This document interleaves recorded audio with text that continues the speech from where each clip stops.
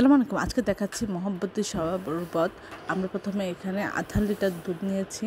Freezing দুধ আমরা এটা জাল করে নিয়েছি, নিয়ে ঠান্ডা করে আমরা দুধ ঢেলে দেব। তারপরে এর মধ্যে আমরা পরিমাণ মতো আধা লিটার হলে 5 চামচ রূআফজা দেবেন। আর এর মধ্যে আপনার স্বাদ মতো চিনি দেবেন। আপনি যতটা মিষ্টি খেতে চান 3-4 চামচ বা 5 চামচ। তারপরে একটা তরমুজের ফালি নিয়ে কুচি কুচি করে কেটে এভাবে দিয়ে দিবেন। ছোটো হলে এটা খেতে ভালো লাগবে। তারপরে এটা দেওয়ার পরে আমরা দিয়ে দিব হচ্ছে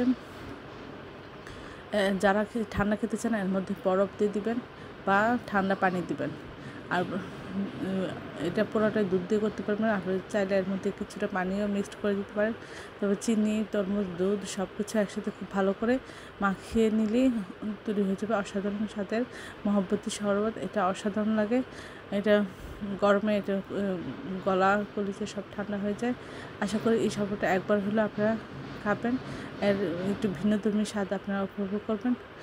এই ধরনের সুন্দর সুন্দর ভিডিও পাওয়ার জন্য আমার চ্যানেলটি লাইক করুন, শেয়ার দেবেন, সাবস্ক্রাইব করবেন এবং প্রিয়জনকে বেশি বেশি করে শেয়ার দেবেন এবং এই অসাধারণ রেসিপিগুলো আপনারা উপভোগ করবেন। আজকে দেখাচ্ছি তরমুজের আইসক্রিম।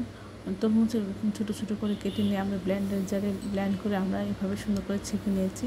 ছেঁকে নেওয়ার পরে পরবর্তীতে আমরা চিনি দিয়ে ব্লেন্ড করছি।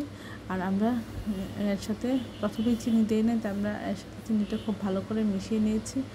নিয়ে আমরা এখন যে আইসক্রিমের যে মল আছে সেটা খুব ভালো করে ধুয়ে পরিষ্কার করে এর মধ্যে দিয়ে দিব। দিয়ে আমরা ডিপ ফ্রিজে রেখে দেবো 5-6 ঘন্টা। তাহলেই তৈরি হয়ে যাবে মজাদার সুস্বাদু স্বাস্থ্যকর আইসক্রিম।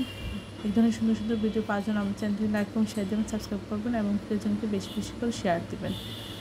এখন আমরা এটা মলে ঢেলে আমরা ডিপ ফ্রিজে রেখে সময় করছি। 5-6 ঘন্টা পরে আমরা এটা বের করে আমরা পরিবেশন করবো। অসম্ভব মজা হয়। আশা করি আপনারা এই রেসিপিটা একবার হলে ট্রাই করবেন। এই তরমুজের সিজনে বাচ্চাদের এই রেসিপিটা করে খাওয়াবেন, তাহলে আর দোকানে কিনে খেতে হবে না।